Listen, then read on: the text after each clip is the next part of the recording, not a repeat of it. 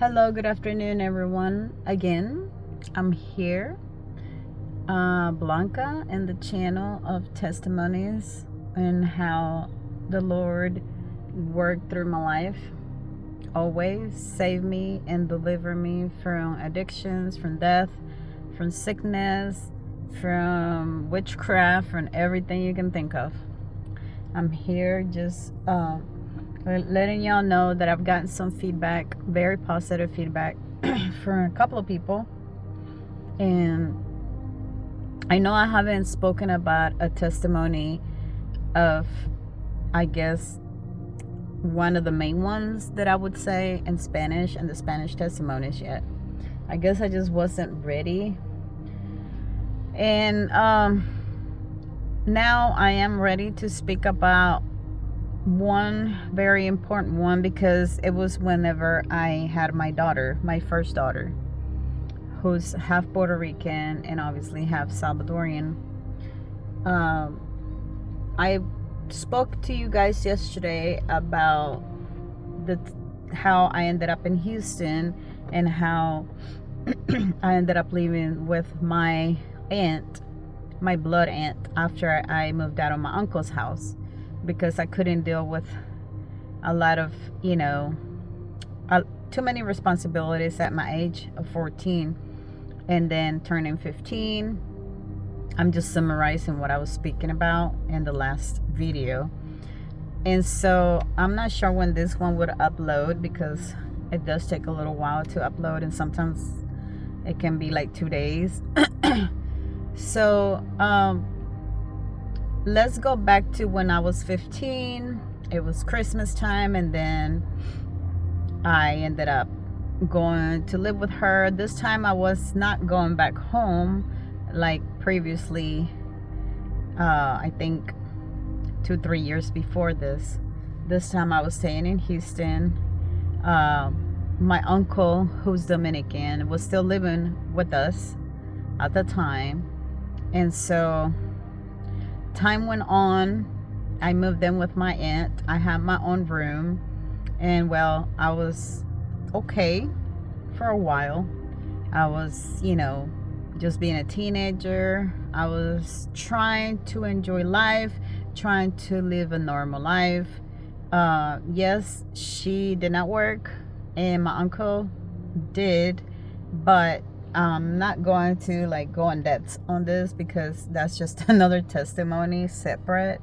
But they were pretty much home quite often, and so I really didn't have to babysit my little cousin.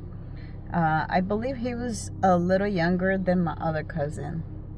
So I went to school, I did my own thing, and I tried to be as a normal teen that I could, maybe for like a year. I do remember wishing I had my mother. Obviously, not everything will be the same with just an uncle or an aunt.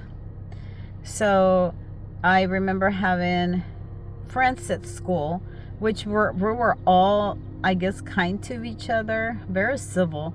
There was friends from Nicaragua, from Brazil, from Panama, Puerto Rico, Dominican Republic. So a lot of the Dominican kids knew my uncle.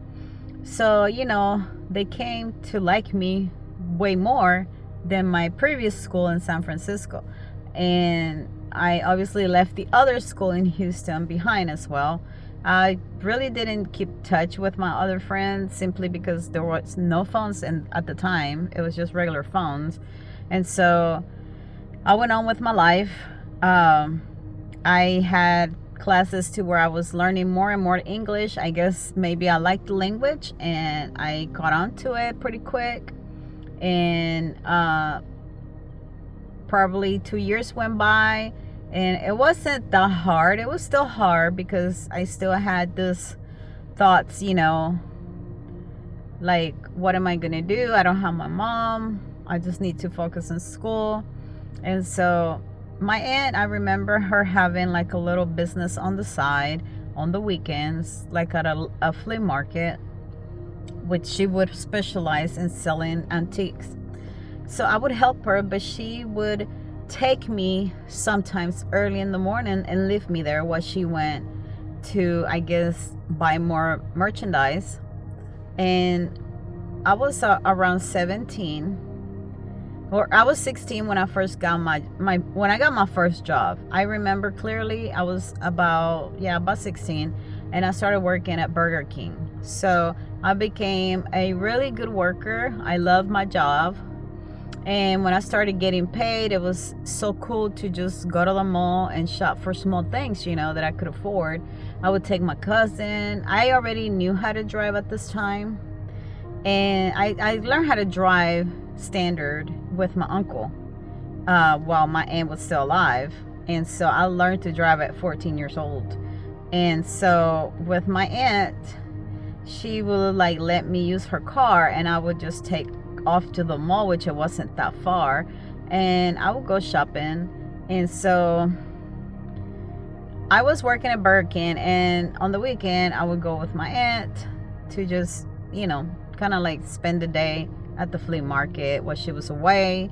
And I turned 17, and my aunt knew that there was somebody interested in me because I've seen some boy looking at me, and so I thought he was cute, not knowing what was in store for me. This guy was kind of like a janitor at this flea market, like I said, on the weekend.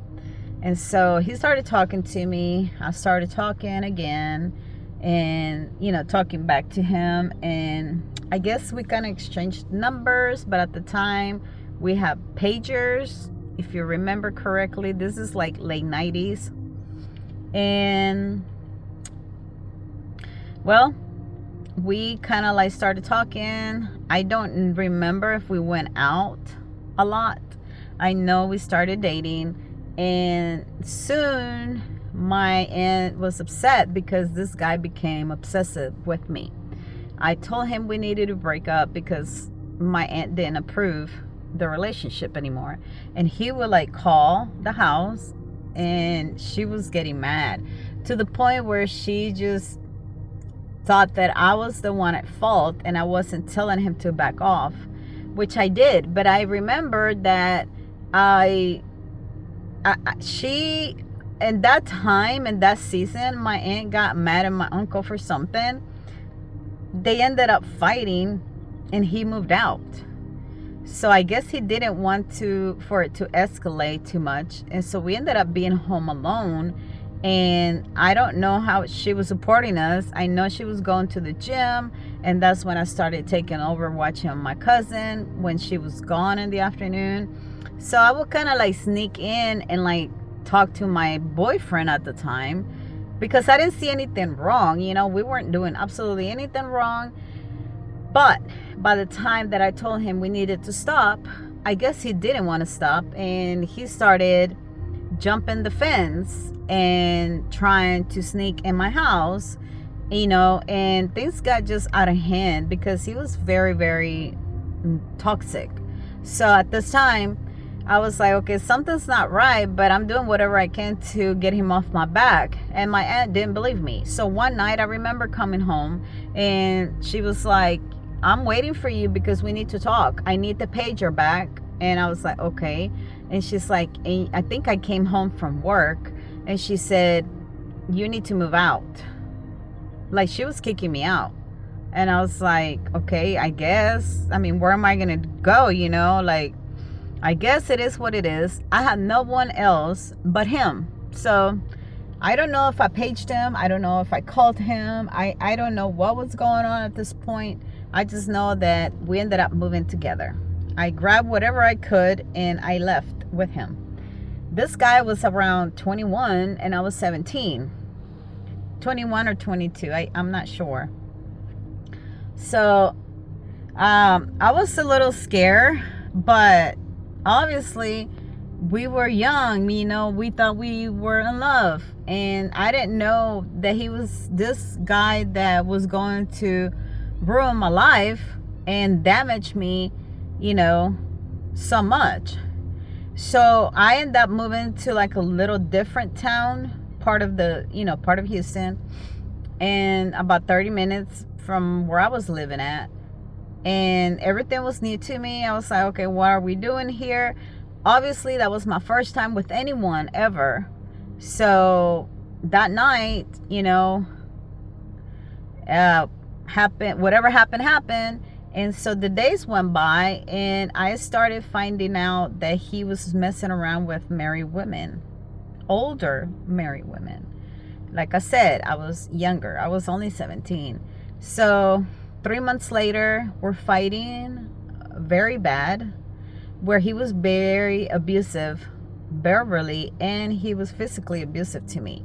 I started trying to reach for my uncle, and he would never let me make calls to get him to come get me, because obviously I didn't think I could count with my aunt. So I started calling my uncle. There's like 3 years already went by, 2 or 3 years. And so I remember he would like not let me get out of the apartment. There was only payphones around. We didn't have a phone. We couldn't afford a home phone. And he barely was able to keep a job to even support me. And I remember one time he hurt me so bad that he in a way broke my left arm, like my shoulder. And I was in so much pain, and I was wondering what was going on. I was like, what is this? Like, I never knew about being physically abused, because as a little girl I was very obedient and I never really got in trouble, so I was never even beat up. I was never hit. My father never laid a hand on me, obviously, and my mother, she didn't have to either. She would just probably hit me here and there with a brush on my head, because I didn't want her to brush my hair when I was probably young. But this guy all of a sudden is hitting me, and I'm thinking, why are you hitting me? You're not my father. So I know he took me to the emergency room in a little hospital that no longer exists. And instead of them treating my arm the way they needed to treat it, because it was out of place or it was broken, I don't remember, they ended up telling me, congratulations, you're pregnant. And I was in disbelief. I remember calling one of my friends from a different school, because I obviously had to change schools. I no longer knew nothing about my other friends in the other school. So at this point, I've been in 3 high schools, and moving in with him, I was still staying at the other high school by my aunt, but the drive was too far. So his car was working sometimes, and sometimes it wasn't working. So it was quite annoying. So I ended up having to move to a school by where the place he lived at. So I had made friends again with other people. And this one girl, I remember, came to the hospital because I called her. I said, I'm in the hospital. And so she came to my rescue. She knew what was going on. She was a very sweet friend of mine. I lost touch with her. I don't know if one day she'll listen to this, but she knows. She had my back. She just went by the name of Shorty. But she was funny. And I remember she would always want to confront my boyfriend about everything that he was doing to me. And, I was always the one to just calm her down and tell her it's okay, don't worry about it. And so I found that I was pregnant. I told her, and she was so happy for me, but I was scared. Remember, I was only 17 years old. So things just got worse with him, to the point to where I was probably 2 months pregnant, and it was around Christmas time, to be exact, because I moved in with him around September, I believe, or August. And I had just turned 17. I believe so. I don't remember. And so I was going through so much with him, fighting all the time. Sometimes I couldn't go to school because I was really hurt. My face was almost like you couldn't really see my eyes. He would punch me so hard. And when I would try to leave, he would lock me up in the house. I'm not going to go in depth and details about every single time, because we will never finish this testimony. I just want you to know that at this time, I didn't know how to pray. I didn't know who to pray to, because when I was 12 and I went to this Baptist church and I accepted Christ as my Savior, nobody guided me. Nobody told me what to do. Nobody said, look, if you're ever in trouble, if you ever need to reach out to God, you can just pray. You can just say, God, please, anything. And I didn't know anything. Nobody ever said anything.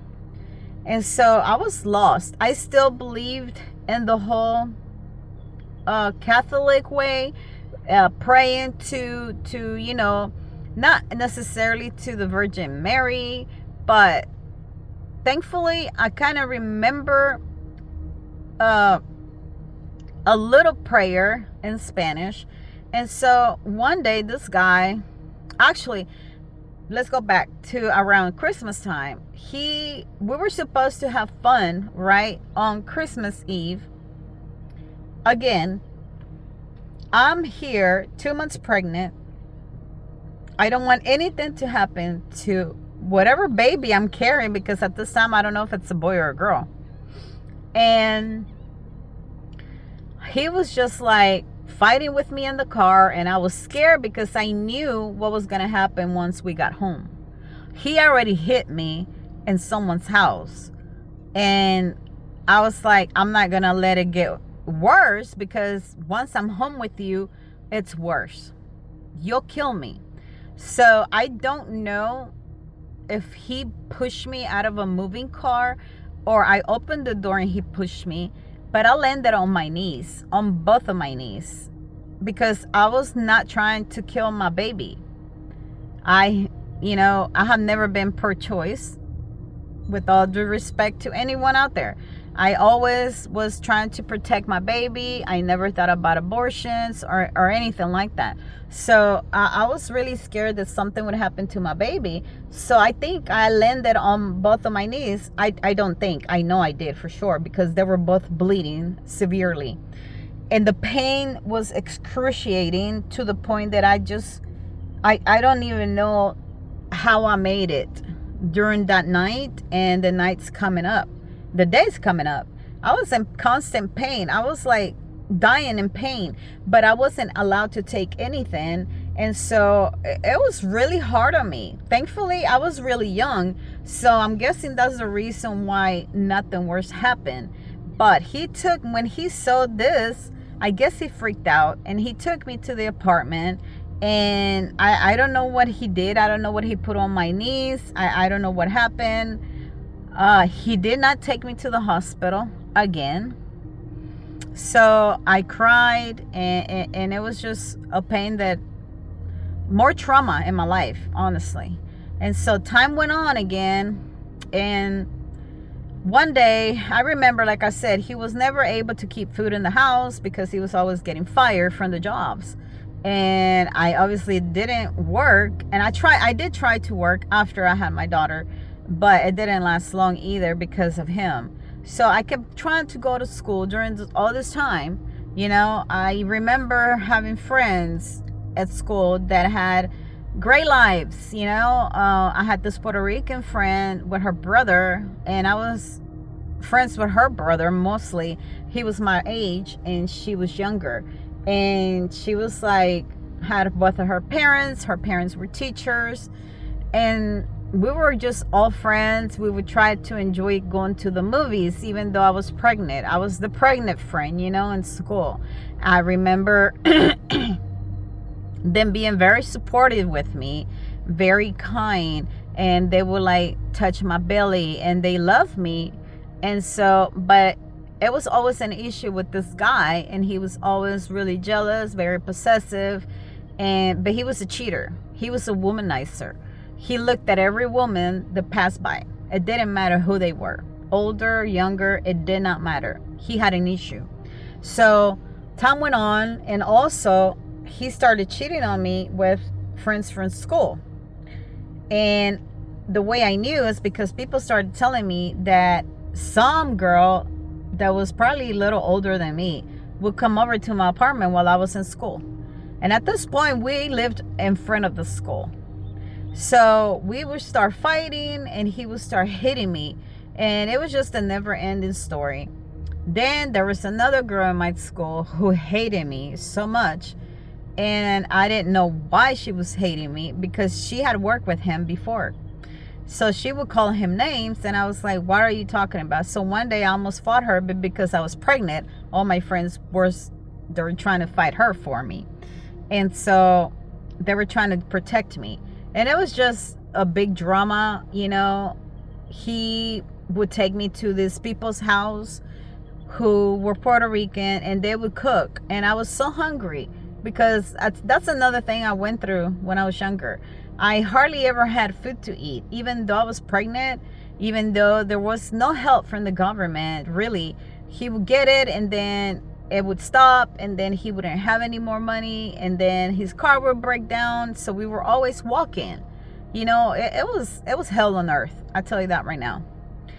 And one day I remember him taking me to this people's home who they had kids of their own. And their kids were a little younger than me. They were like probably 12, 10, 8, and I'm over here like 17 years old. So they were happy as long as we were bringing stuff to them. They were happy and generous with me with food, as long as we were also bringing them alcohol or bringing them food when we had, help from the government and we were able to afford groceries. So they would give me food, like already prepared food, and I was just hungry. I was pregnant, and I was around 6 months pregnant. I remember one day he hit me so hard, he busted my eyebrow. I don't know if I have stitches or it just got better on its own, honestly. And blood just came out of my face. And these older people did absolutely nothing. They just let him get away with it. They would just tell him, stop, don't do that to her. She's pregnant. And once again, another day, he just fist. He hit me on my forehead. And again, another big scar. It opened up so much, I started just dripping blood everywhere. And then another time, he just busted my nose and broke my nose.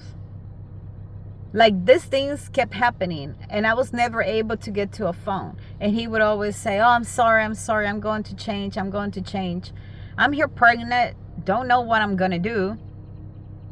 He would literally lock me up in the back bed, not a bedroom, it was a closet, and he wouldn't let me come out. I would try to reach for help, and he would never let me get out of the house or the apartment. So I kept missing school. I wasn't being productive at school. I wasn't being, there in school. There was no way I could study. I was failing all my classes. I wasn't doing homework. I was constantly in the hospital.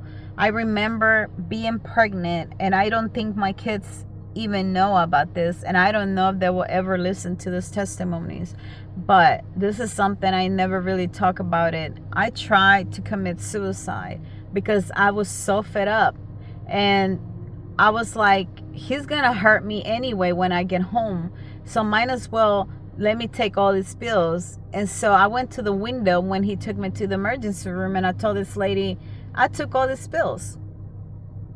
And she was like, oh my God, and you're pregnant? So guess who ended up in the psych ward? I did. And I don't know what I was thinking. And I've had, I don't have a clue what was going around me, what spirit of death was around me. And I know now, because I didn't know then, I'm not going to lie to you, that God was still carrying me through. God was there in the midst of everything. But I was just so done with life at 17 years old. I was hurt. I was constantly being beat up, being bullied at school, being traumatized, being hurt, being hit, being called names, being cheated on. But all along, God was watching everything. And I forgave this man. I did, from the bottom of my heart, many years ago.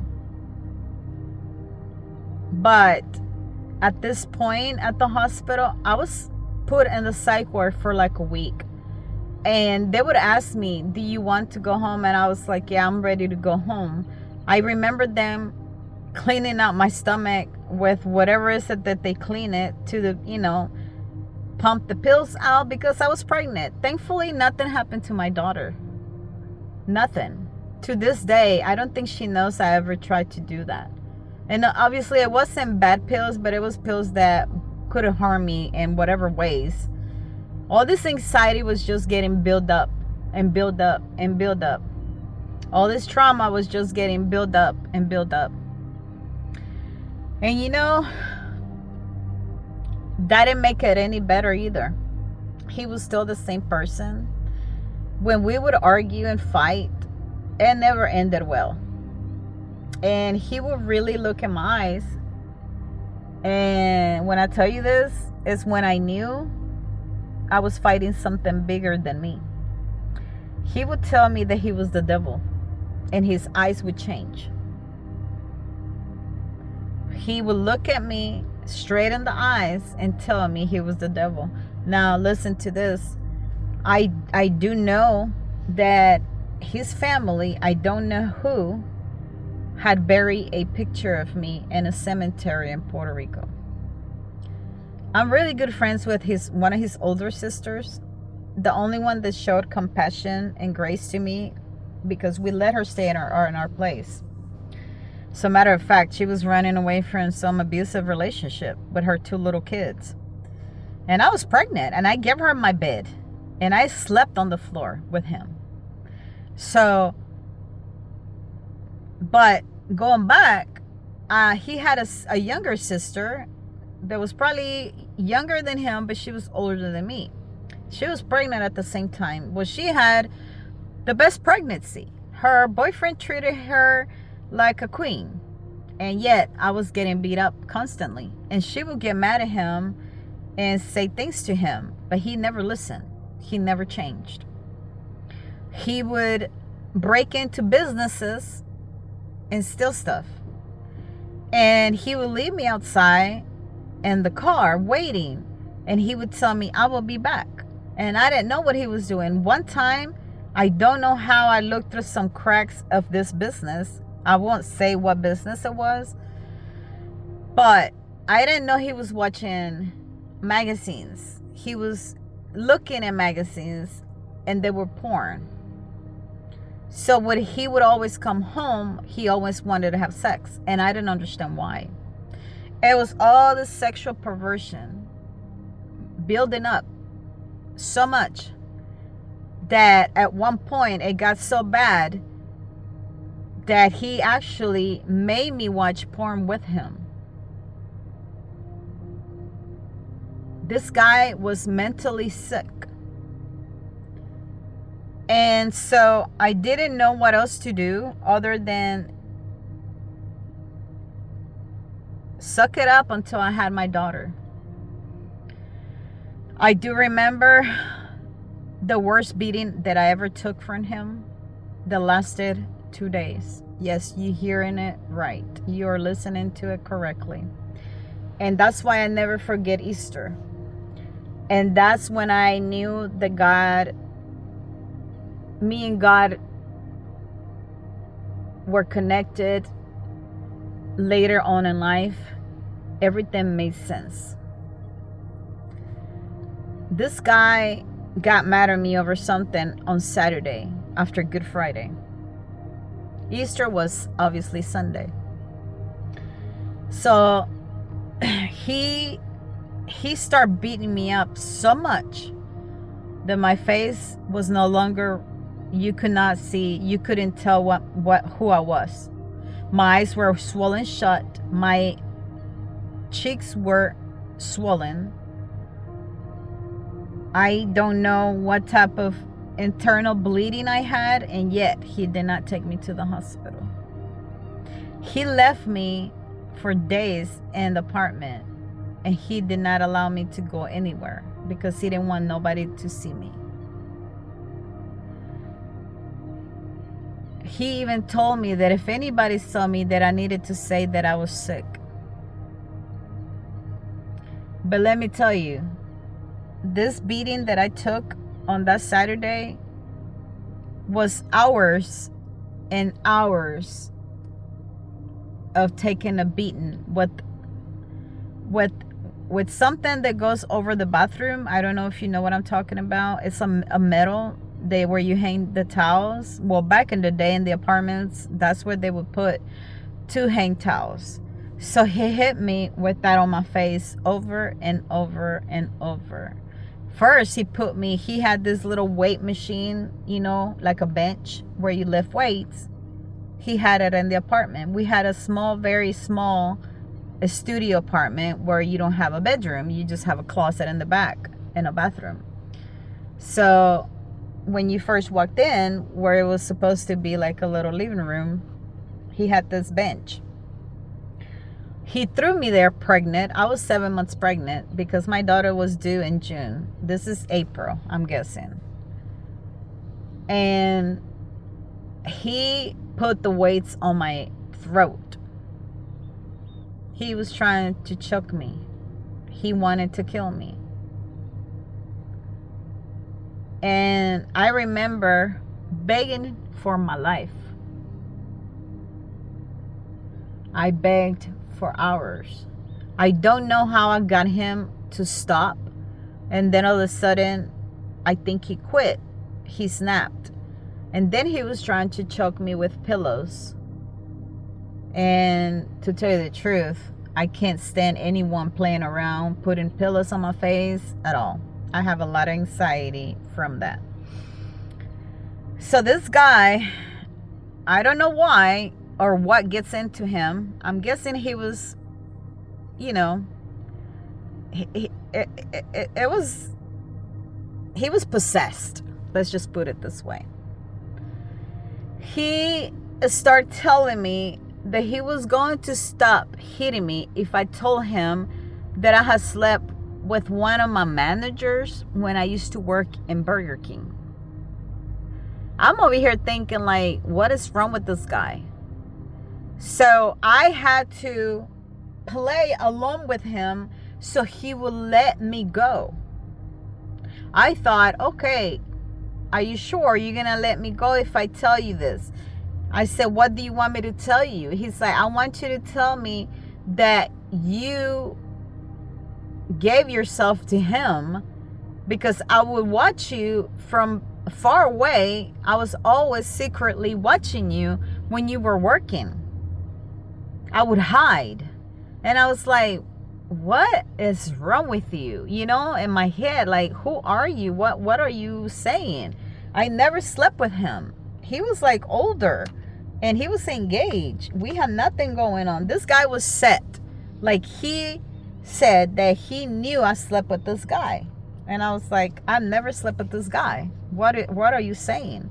So he's like, I don't care. You're lying to me. So you're going to have to say that or I'm going to kill you.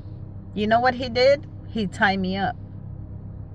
He tied me up and he beat me so hard, he broke my jaw.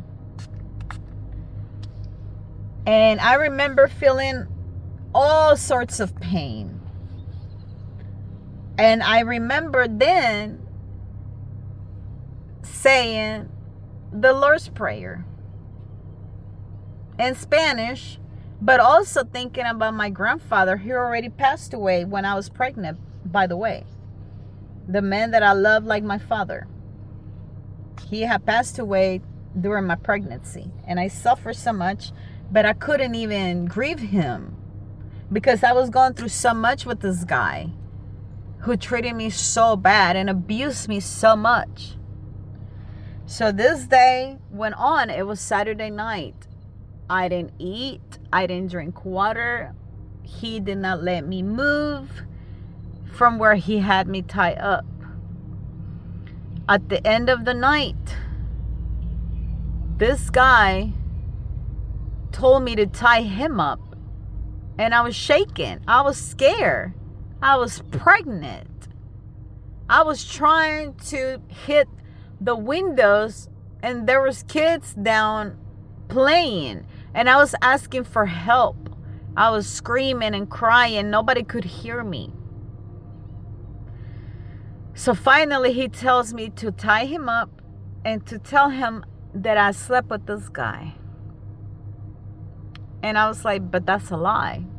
You want me to lie to you? And he says, I don't care. If you don't say it, I'm going to kill you. He threatened me to cut my stomach open and take out my daughter. He wanted to kill me and take out my daughter. He wanted to just cut my stomach. So I agree. I said, okay, let's do it. I tied him up, obviously shaking and crying. And I said, okay, I slept with him. And how did you do it? I didn't know, because, I mean, this is like a sick situation. This is super, super sick. But he made me tell him how I took my underwear off. And it was a lie. So I was making up stuff because he was making me tell him all these things that I was supposed to be making up. Because that never happened. So I didn't know what to say. And he was like, no, I want you to tell me this. And I want you to tell me how you did it. And where did you lay? And what did you do with him? And how did you do it? Did you bleed? And I was like, oh my word. This guy is nuts. So I said whatever he wanted me to say. And when I said, yeah, I did it, so he would leave me alone, he hit me so hard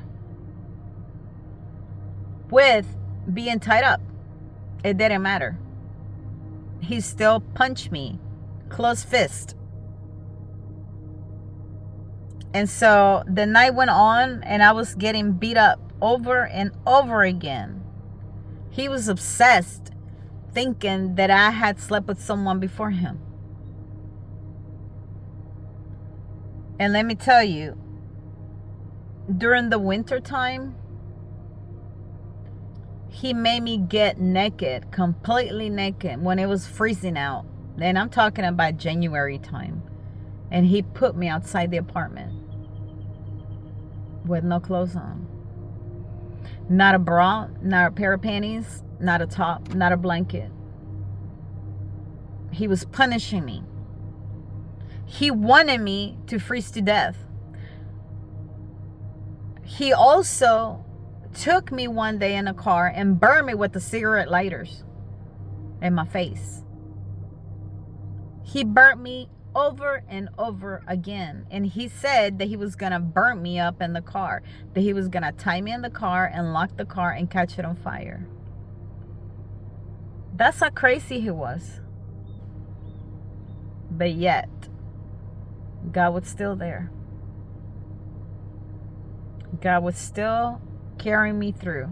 God still was watching over me. But if you ask yourselves, how is it that you have so much trauma? It's because of that. Now let's go back to that Saturday night. He didn't stop hitting me until 3 or 4 in the morning, which it was Easter on Sunday. And I don't know what made him stop. I don't know what happened. I can't tell you because I don't remember, or I probably blocked all this from my memories. But he finally stopped. And I was finally able to get out somehow. And he caught on to me. And I was I didn't make it far. And I was bleeding. And my jaw was broken. And I had all these cuts on my face. And I looked terrible.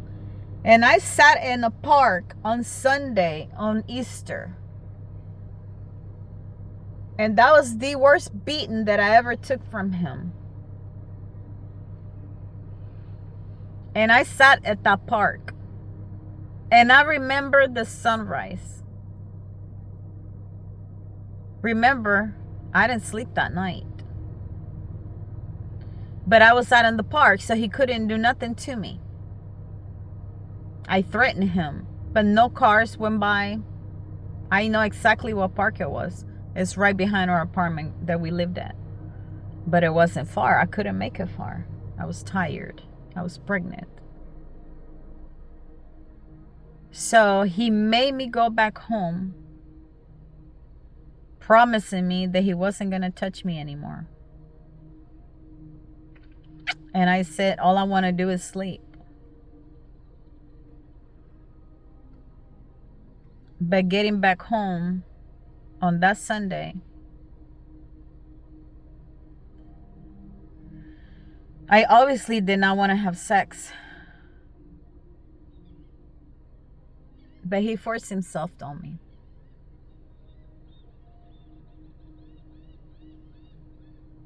And I never understood that was rape.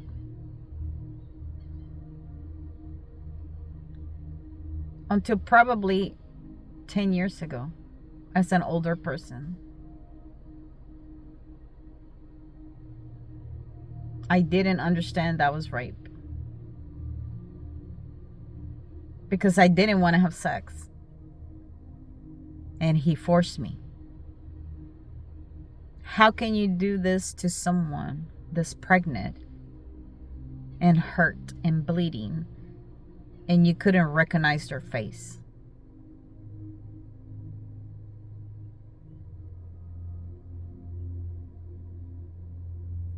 Some months later, I had my daughter.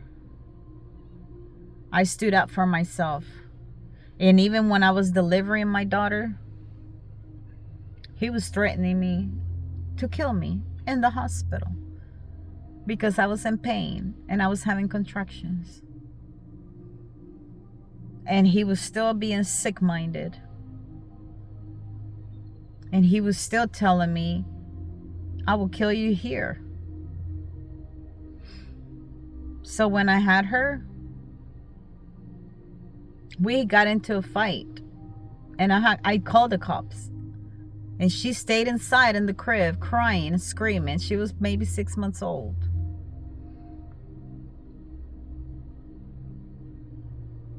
And the cops gave her to me, but let him stay in the apartment.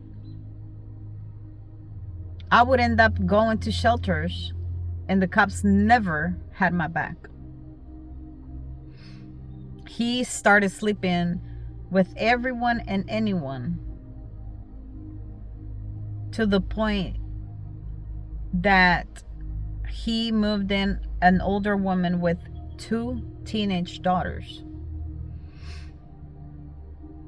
So when I left to a shelter and put him in jail, his sister, the younger one, threatened to beat me up because I put her brother in jail. This man was sick. This man was evil. He made me walk pregnant, almost 9 months pregnant, to pick up a check for him. And he said that that would be the only reason, the only way he would be content with me and happy with me. And I remember that I walked around 5 hours that day just to pick up a paycheck from a company he worked for, and going all the way to put it in the bank and come back home. Right after that, I went into labor because I was so tired. But when I finally left him,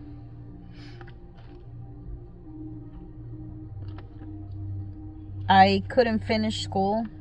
I was in a shelter for 3 months, and they were helping me to get my GED. And I couldn't do it because my daughter ended up getting chicken pox. And he kept trying to kill me over and over. He would find out where I was. He would always find the place where I was at. He was always driving around with his new person, his new woman, and they stole absolutely everything from me. He kept all my paperwork. He kept my passport, my legal documents, every memory that I ever had. Every picture that I had from back in El Salvador, all my belongings. When I was still pregnant and with him, he made me break into my aunt's house, and he stole everything from her. And I mean everything. He stole all her jewelry, and he asked me like spots to how to get in or what was open and if she was home. And so he used me, and I ended up being put in jail pregnant because of him, but not because my aunt said anything. My aunt took it upon herself. She started doing witchcraft, and that's a totally different testimony. But this man didn't stop there. He continued to harass me. I ended up moving out of the shelter. I couldn't finish my GED. They told me that I had to leave the shelter because he found me. So when the man finds you in a shelter, he puts everyone, you put everyone else at risk. So you have to move. I ended up going to shelters in Houston, far away, where I felt lost. It was just me and my daughter. It was hard. I never had a home. And I didn't know why I was struggling so much. But again, God's always been there. And maybe it wasn't fun, obviously, and it wasn't nice, but maybe it'll help someone realize that everything works for good for those who love him. He's never left my side. God's always been there. Even when I didn't know him, he was there.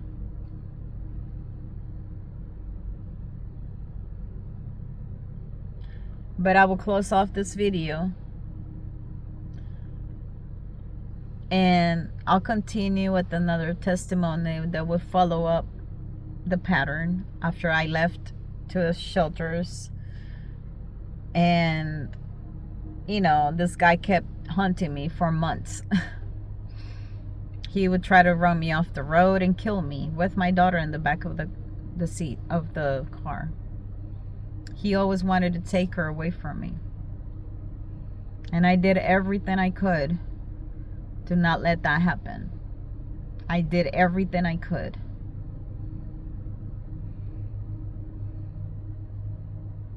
I never let him take her. I hid, but I was tired of hiding.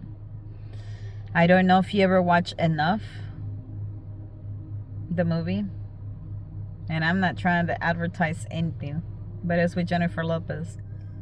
If you watch it, that's exactly how I was living my life. But I didn't have any support. It was traumatizing, and I only pray and hope that one day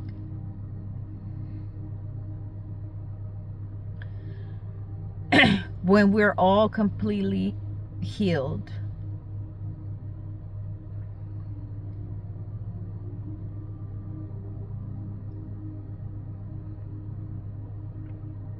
my daughters can forgive me.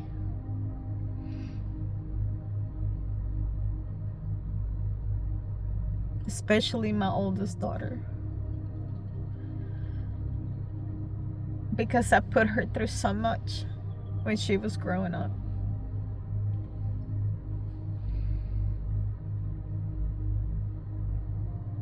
But I never meant to do that. I was a lousy parent.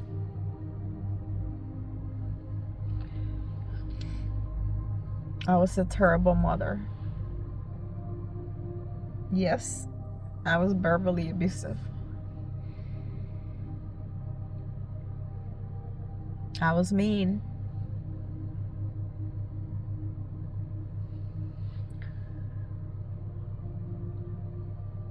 And they didn't have to pay for anything.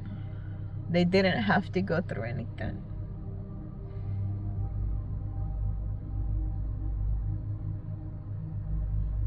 And I don't condemn my behavior.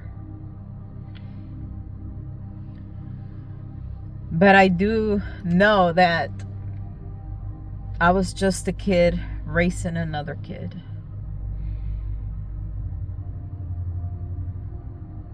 And I only want their forgiveness because I know God forgave me already. But I wouldn't do anything to change things, because I would go through it again if I had to, for them to be my kids again and to have the grandbabies I have now. So thank you for listening. May the Lord our God be with you. May He heal all of us. May He watch over all over us, protect us. We're all in the healing process.